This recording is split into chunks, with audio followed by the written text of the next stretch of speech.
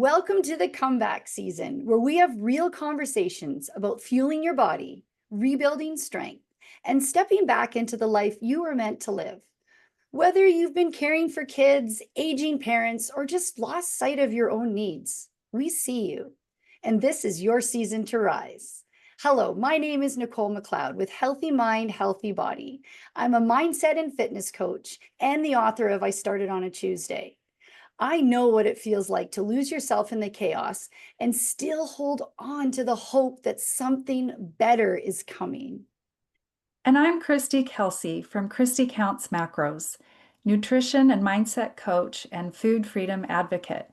I've worked with lots of women who felt stuck, restricted, and unsure where to even begin. Together, we're bringing you honest conversations, healing truths, and real strategies to help you rise again, physically, mentally, and emotionally, whether you've hit rock bottom or you're just tired of putting yourself last. This space is for you because this is your comeback season and it starts right now. Welcome back to the comeback season. I'm Christi here with my co-host Nichole. Over the next 6 weeks, we're talking you through something special, a holiday series designed to help you stay grounded, connected, and confident through one of the most challenging times of the year. Because let's be honest, the holidays can stir up a lot. Pressure, comparison, guilt, exhaustion. So many women end up feeling like they've lost control, only to promise themselves they'll start fresh in January. But this time we're doing it differently. This is your comeback holiday. Yay, I love it. That's so right. And you know what? This series is going to be about peace and not perfection. It's going to be about understanding the regulation and what comes with that and what success you can have over the holidays still. So, what we're going to do is break down each week. We're going to talk about a specific challenge that we face this season and that we all face in this season, from emotional eating and guilt to burnout, boundaries, motivation, and finally, how to carry it all forward into the new year. Our goal is to help you finish the year calm and proud and connected to yourself, not starting over, but stepping forward. So let's kick this off this week with one of the most, I think one of the best conversations that so many of us need help with throughout the year. And that's breaking the binge restrict cycle and finding peace in food. My friend, I don't know how many people that I talk to about this regularly, that when you look at it different, when you look at food from a different perspective, everything changes. So let's talk about that. Our first talking point, the binge restrict cycle as this survival loop. Take it away, my friend. You have that analogy down pat. Yes, so I love this thought of a pendulum swinging back and forth. And if you have ever used a pendulum, if you swing the pendulum, bring it all the way up to one side and you let it go, it has all this energy behind it and it swings all the way to the other side.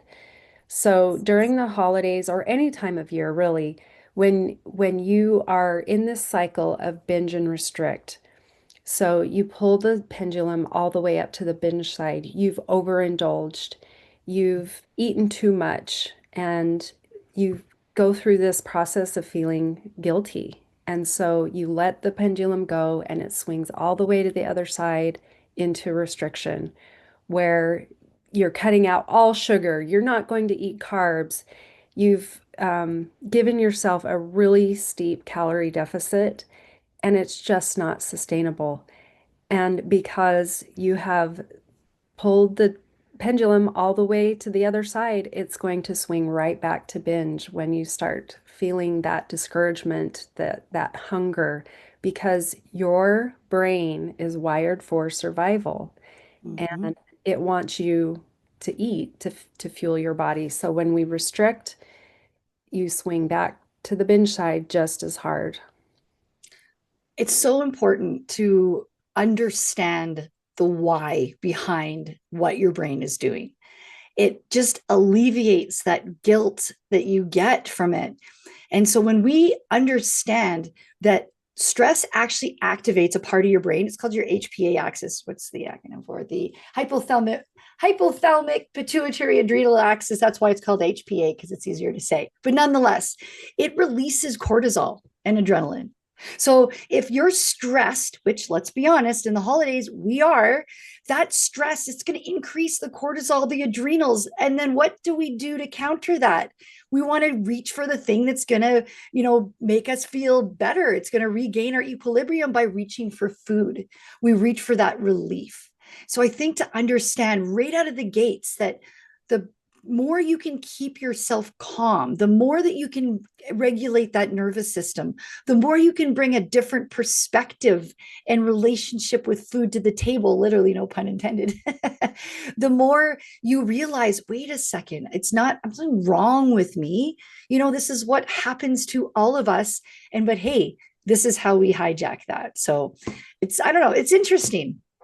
It is really interesting. And we find ourselves going around in this cycle over and over again. And if you're not aware Mm-hmm. of this cycle, you don't know to get yourself out of that loop. Mm-hmm. And basically how the brain will always equate food to safety. It is, we need it to survive. That's one difficult thing with food addiction, because you can't just stop eating food. If it's a drug addiction or alcohol or any addictions, that we're like, okay, we'll just break it down and stop doing the thing. Well, you need to eat to survive. And our bodies will always reach to be, or our brains will always kind of want to be safe, will always long for the next thing to make it safe. And if food is the recognized thing to make it safe, it's going to be part of our regulation. So that's why the intentional awareness of what's happening in your brain in the holidays, why we feel this want to eat, to overindulge. A lot of the times, yes, of course, it's the taste. The taste is lovely. There's a lot of really good tasting food, but it's the why behind your reaching for it. That's the missing part for me. Yeah. And I'll tell you that I see this a lot that women, we're always on the latest diet or, restricting our food intake. And the moment you let off the reins from that, your survival instincts kick in Mm-hmm. and you go full on, let's attack that pizza or that dessert or whatever it is. As soon as you let those boundaries go, your natural instinct is going to be eat all the food. Yeah. And then, of course, you're in that loop as soon as you start feeling guilty about that. Well, no, exactly. So you want to eat it. Your brain's like, oh, be safe. That's, you need that. You need that. So then you eat the food. Now, Mhm. while you're eating the food, great. I'm in my parasympathetic nervous, rest and digest response, and I'm calming myself. But the second you just said it, you finish. There's the guilt, and Yeah, then we're back into that cycle, and we're back there, and then the yeah, guilt sits in, and then we eat yeah. again, and it's just that loop. It is. And then what follows up with that is that, well, I've already blown it. I Yeah, might as well keep eating like this yeah. until Monday or until January, and then I'll deal with it then. Yeah. And that's dangerous, because especially at our age, one weekend of Yeah, eating like crap, we can add another 5 pounds or extra this, extra that. And then you're going through the month. And before you know it, you've gained an extra 10, 15 pounds. And now you're feeling bad about yourself. And now you're in that loop, and it's that much harder to get going. So yeah, the best way to be is to stop it in the tracks at the time. I am not saying to deprive yourself. I'm not saying to have that stress and that pressure, because that will also work against you. But it's just as important to be mindful that just because you just ate the thing and you had a great night of whatever, that today's not a new day for us to get back on track. Or maybe at lunchtime you did have something you're not too proud of. Well, make dinner great. There's mm, simple hacks we can do to make it easier. right. And I love, going back to the pendulum, we don't want to stop the pendulum completely. Mm-hmm. We want to slow it down. So it's swinging in this middle area that I like to call the um, intentional zone. And when we're in the intentional zone, we are showing up to parties with a plan. We're already making commitments to ourselves before we get the food in front of us. And if we do that, if we allow ourselves to enjoy it with boundaries, then we can stay in that intentional zone and not swing from restriction to binge over and over again. So true. One thing I was just thinking when you were saying that as well is that, yes, the brain will want to, of course, always be safe. And how we do that, we reach for the food, but carbs also elevate like serotonin and creating that, sense of calm. And, your brain's like, oh, this is what we do. This is how we feel. And because I want to predict that, and I'm always wanting to reach for that, and I'm always going to look for that feeling, because our brains want to feel a certain way, then all of a sudden we're falsely, our brains are like, hey, this is a good thing, but really it's a bad thing.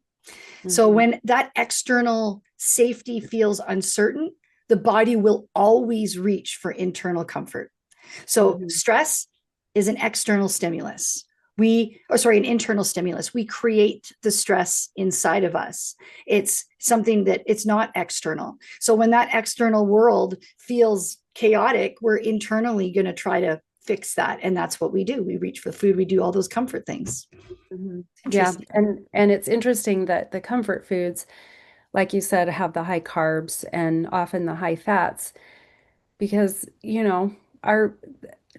the human race has evolved that way. Like we are wired for survival. And those are the foods that are going to, carbs are going to be quick energy. And if you're in a time of famine, that's just how we evolved, that your body craves those carbs because it knows that's its quickest form of energy. Yep. One thing that I was actually just thinking about with the pendulum that you were mentioning, the biology of that pendulum, is how when we have those elevated cortisol levels too, when we're swinging either side, it messes up and it plays around with your hunger hormones, your leptin and your ghrelin, right? So you have your leptin, which is going to be like, okay, I'm full, I'm good. And then you have your ghrelin, which is like, hey, I'm hungry, keep feeding me, keep feeding me. And that's why a lot of the times when you eat empty carbs, when you eat the garbage, your brain's not absorbing, or your body's not registering, oh, I'm getting nutrients. I'm still hungry, I need more nutrients, right? So that whole cortisol increase disrupts that. And it basically, and can, and doesn't always do that, but it can help confuse fullness for hunger signals. And so that's another thing to consider, that if you're not regulating your nervous system during the holidays, and when I say that, making sure you're staying calm in every moment that you can, practicing breath work, grounding, tapping, working out, whatever your thing is to help ground you, if that's not part of your daily routine when you are living in a stressful time of, the season, it's going to make it a lot harder on you. It's a great way to self-sabotage. Yeah. Yeah. And I will always go back to awareness and making a plan as well. I personally track my food a lot, not all the time, but I use an app on my phone and that keeps me aware of what I'm eating and helps me have a balanced diet so that I'm not carb heavy or fat heavy. I'm, balanced between the three micronutrients, but also going in with a plan so that you've already decided and you're not just reacting. Someone shows up at work with a plate of cookies and you've already planned, let's say you've already planned in your day 300 calories for treat food. You can have a cookie, probably just one. Yeah. But you've worked it into the plan, is my point. And I think that people have a lot of success when they make a plan for the holidays rather than just react to every situation that comes forward. But your plan, and I just want to stress this because I do know a lot of people struggle with that. And this is something to be said, that, what you do, nutrition is your business. It's all that you do. And you still are tracking what you have to make it easier. Now, me personally, I do more of a head count at the end of the day. I don't track as much as I used to. I guess I can't. When I'm in a season where I'm really trying to, have my own new fitness goals, or I'm, needing to up my proteins and whatnot. Yes, of course, I do use an app of some sort, but I more or less at the end of the day, I'll do a check in my brain, and I do the check. Did I eat enough protein? And it's not always right before bed, because I don't like eating right before bed. It definitely disrupts your sleep. But are you doing the that mental processing during the day to make sure you did? So if it's dinner time, I will do that. Like, what did I eat today? Did I eat enough protein? Or I do make the mental mindset that if I know I'm going away or going out for the night, the very act sometimes of trying to plan too much and restrict too much, the very act of doing that can stress out a lot of people. So for you, that calms your brain because it gives you a sense of control that allows you to look at it and just be like, okay, I got this under control, lack of better words. Whereas some people, it's too much. So just as, well, screw it, I already did it anyway, I already ate the thing, so I'm going to do it the rest of the weekend. The same thing happens with a lot of people when they're trying to track their nutrition and moving their body and all the things. And they're like, it becomes too much, and they don't do any of it. So listen to what works for you when it comes to planning. I don't care what situation, if you're on either side that I just described, you're on, but it's so important to understand what works for you. So if your planning means a quick count at midday to make sure you've had enough protein, and that's your only focus, if you are only going to focus on one thing, that's your focus. Because if you don't have enough protein, it's going to work against you when you're eating all the other things. So maybe that's what someone else does. So you're using an app to track your food. Maybe somebody else is just literally only tracking their protein by 3 o'clock to make sure that they're going to be able to eat enough throughout the day. My point is how it looks for everybody is different. But what I'd encourage people to do is sit back and think about what would work for you. The bottom line is, foundationally, you need to have a plan, basically. I agree. And that's where the intentionality comes in, is whatever works for you to be intentional. That's the key. 100%. So let's talk about that restriction a little bit. That brings us to our next little point here, that if we're over analyzing it, we're over restricting, then all of a sudden that's going to spike the cortisol, maybe, or lower it, right? It's going to change your levels, and then you're going to get over hungry and you're going to overeat later, right? So let's talk a little bit about that, like the outcome of restricting. Yeah, I actually, as a nutrition coach, don't try to be in a calorie deficit during the holidays. Yes. And I don't recommend that to other people either, because it's too much of a temptation. And I know I'm going to indulge in some holiday treats from time to time. I know that. So I'm going to make myself like, I go through these cycles, this periodization of my calories throughout the year. Sometimes I'm in a calorie deficit, and then I do a reverse diet, and I get to a calorie goal that's maintenance calories. And I try to be in that during the holidays so that I have a little more wiggle room for things like the occasional cookie or a dinner party or whatnot. And I think that when we're constantly trying to diet while this major distraction is happening, that it's just going to work against you. But the reason it works against you is because your amygdala, which is always programmed to go, I need safety, your brain's working for that safety.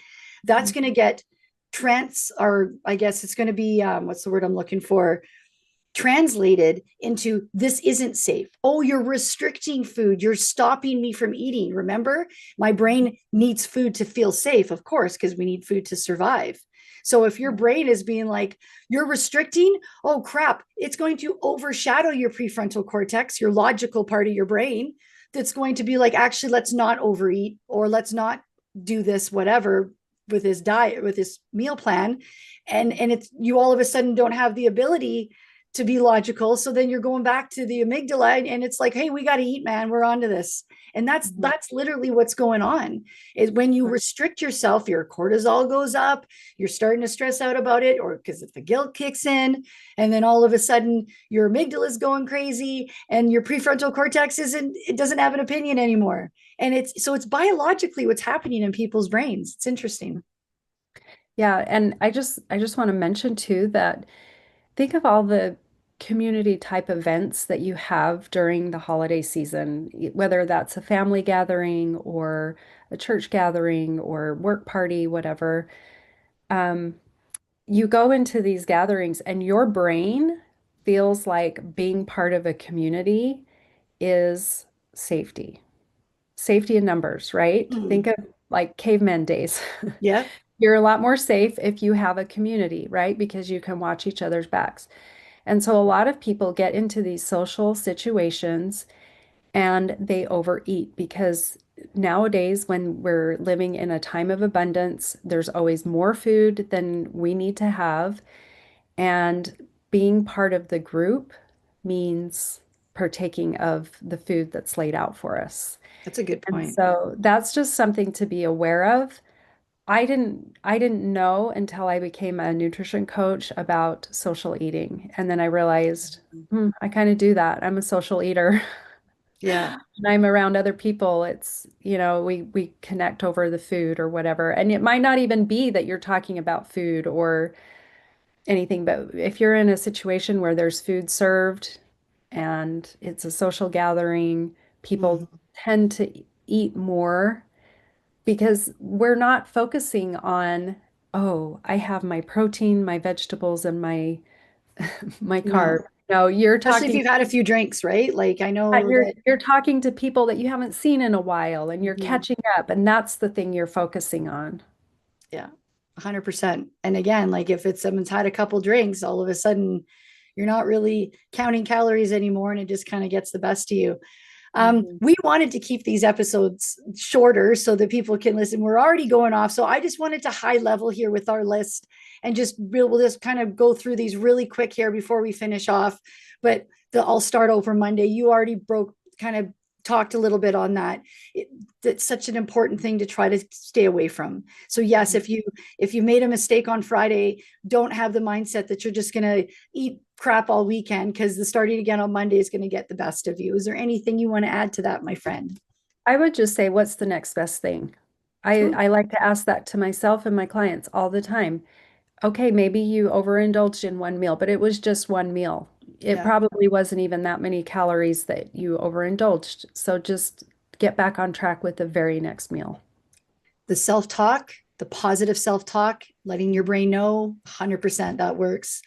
I like this point actually. Each restraint reinforces the idea that you can only be safe when you're perfect. So Mhm. every time you restrain yourself from doing that because you're whatever, or the other way around. So it's a good point there. All right. And then the next one, regulate before reacting, how to reset your body in real time. So if you feel it coming on, if you feel that, I want it so bad, or I'm so stressed out right now, I can feel that. What do we do? Breathe is a great one. That's a good starting point. Slow exhales, grounding, touch, the butterfly. Oh man, I love those. The bilateral stimulation. Maybe don't do that while you're in front of everyone. They might think you're going crazy, but hey, right? Any way to calm yourself, catch yourself. You know when you're having those moments. What about you? What's your go to? Well, I think even just pausing, if you Mm-hmm. don't, want to do any deep breathing or specific breathing, but just pausing and naming the emotion that you're feeling is huge. Mm-hmm. And why? Look, I'm stressed out right now. I have a house full of people. We were just talking about this right before we started recording. You Yeah. have dinner guests coming tomorrow. There's all the things you need to do now, the shopping, the cleaning. And why we Mm. clean our house before we have company, I still don't know. I tell myself that every time. Why am I cleaning the house? Nobody cares. They're going to come over and they don't really care about the little bit of animal hair or whatever. But anyway, so you got the cleaning and then you got to go grocery shopping and then you got to do all the cooking and then you got to plan the right meal because right? And then you got to plan the right meal because if you plan the wrong meal, then you're going to be too occupied while your friends and your guests are over. So you got to plan the prep. And then when you plan the prep and then sometimes things go wrong, it's constant, that loop. So when you catch yourself there, Yeah. breathe. And what did I say to you, Rachel? Let's be transparent about this. I said all those times that I had those were my nights. I had the 100 of people over at my house, the big dinners. I would, of course, in those times, why would I do this myself? I got to stop doing this myself. I'm so stressed out. Now that I'm in a different province and I don't have those 100 people and those 100 friends close by to have those parties, I miss it. I miss the chaos, right? So putting it in perspective, it's so important. When you put things in perspective, you're changing the way that your brain's looking at it. As soon as you change the way your brain's looking at it, that grateful part of you can come out, and you can't be grateful and anxious at the same time. So there's a good one. Okay, we got 3 more here. The emotional difference between fueling and punishing. I think we talked about that. I think we're pretty good that, you have to be mindful that you're fueling your body. It's not a punishment. But if you did have a treat, don't beat yourself up. Yeah. Do it intentionally. Yeah. Intention. You said it like 10 times. That is the key. You have to intentionally do it. And when you intentionally do it, okay, how to anchor balance through intentional. There's the word again, permission and boundaries. So the anchor habits, let's talk about that really quick. So we do this thing. If we just add in a little anchor habit over the holidays, that's in what's your anchor habit? It could be eat protein before I go away for my meal, plan better. I don't know. Yeah. Do you have another anchor habit we could add on there quick? I always go to protein, but also getting in, my goal is always to get in at least 3 lifting workouts a week. Yeah. Resistance training. It's the best antidepressant out there. That is why, I even wrote about this in my book. How often do you see completely, depressed and stressed out, those fit people. And if you do catch them on those days, I bet you they're on their way to the gym. Best antidepressant. Yeah. I would also add a walk after meal, Yes. That's a great anchor habit. especially a heavy meal. Yeah. You should walk after you eat anyway. It helps with digestion. It's a great, start training your brain to do that. We walk, we don't sit on the couch. We walk, the whole family helps clean up the dinner dishes. Did you hear that? Not just the mom. And then go for a walk. And so replacing perfection with consistency, we talked about that. The all in or out. It doesn't have to be all in or out. Like you said earlier, you make a mistake, you eat that one meal, whatever, make your next meal better. And when you're doing this, brings us into our last topic, peace is formed in your soul, peace in your nervous system. And when you calm your body, you're able to make more realistic and wise choices with your food. That's right. That's right. That was quick at the end, and I'm sorry to our listeners, but hey, we got in all our points. Yeah. So if you're walking away from today's episode with one thing, let it be this. Your body isn't fighting you, it's protecting you. The binge restrict loop isn't a lack of discipline, it's a sign your nervous system is craving safety. When you learn to regulate before you react, you break the pattern. You stop swinging between guilt and control and finally find your balance again. If you want to take this deeper, grab this week's freebie, the Holiday Food Freedom Journal. It's simple. It's a simple 3-day reflection guide that helps you identify your triggers and reconnect with your body through calm, not control. And I'm really excited for next week. We're going to be diving into something that hits right after this hangover, and that's the guilt hangover of what happens after we eat. We talked a little bit about that, but we're going to dive deep into that next week. That heavy emotional crash that comes after the indulgence, all the things when shame kicks in and you feel like you have to make up for all of it. We're going to show you how to release that guilt, reclaim your joy, and move forward without punishment and pressure. So make sure you're subscribed. Share this with someone who needs a little peace this season. And remember, your comeback doesn't wait for Monday. It starts the moment you choose calm over chaos, especially in the holiday season. Until next time, my friends. Thank you for joining us on the comeback season. Please remember, the conversations we share here are for informational and motivational purposes only. We are not licensed medical professionals, and this podcast is not intended to diagnose, treat, or replace guidance from your doctor or your healthcare provider.